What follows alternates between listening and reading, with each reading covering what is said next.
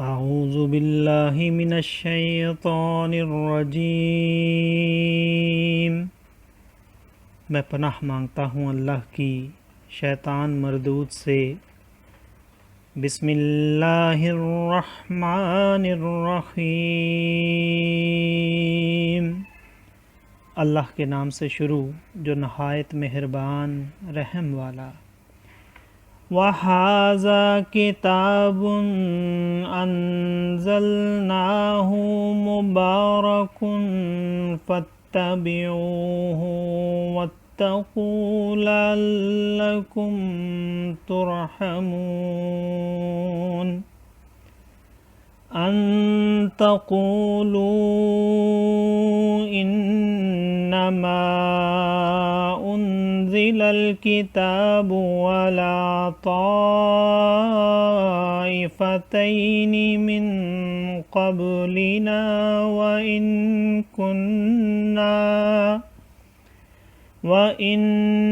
कुन्ना अन दिरासतिहिम लगाफ़िलीन।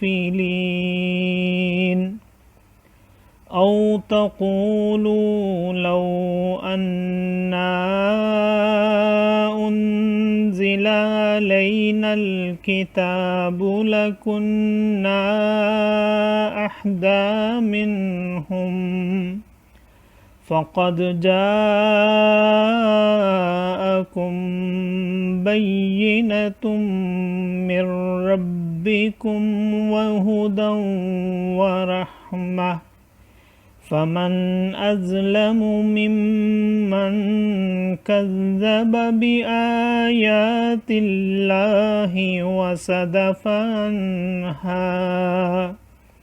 सनजज़िल्लज़ीन यस्दिफ़ून अन आयातिना सूअल अज़ाबि बिमा कानू यस्दिफ़ून। हल यंज़ुरून इल्ला अन तअतियहुमुल मलाइकतु औ यातिय रब्बुका औ यातिय बअदु आयाति रब्बिक यौम याति बअदु आयाति रब्बिका ला यनफ़उ नफ़्सन ईमानुहा लम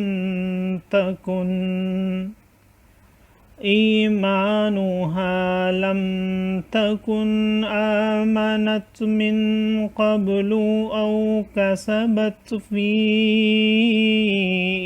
ईमानिहा ख़ैरा। क़ुल इंतज़िरू इन्ना मुंतज़िरून। इन्नल्लज़ीन फ़र्रक़ू दीनहुम वकानू शियअन लस्त मिनहुम फ़ी शै'इन इन्नमा अम्रुहुम इलल्लाहि सुम्मा युनब्बिउहुम बिमा कानू यफ़अलून। सदक़ल्लाहुल अज़ीम। और ये बरकत वाली किताब हमने उतारी तो इसकी पैरवी करो और परहेज़गारी करो कि तुम पर रहम हो। कभी कहो कि किताब तो हमसे पहले 2 गिरोहों पर उतरी थी और हमें उनके पढ़ने पढ़ाने की कुछ खबर न थी। या कहो कि अगर हम पर किताब उतरती तो हम उनसे ज़्यादा ठीक राह पर होते।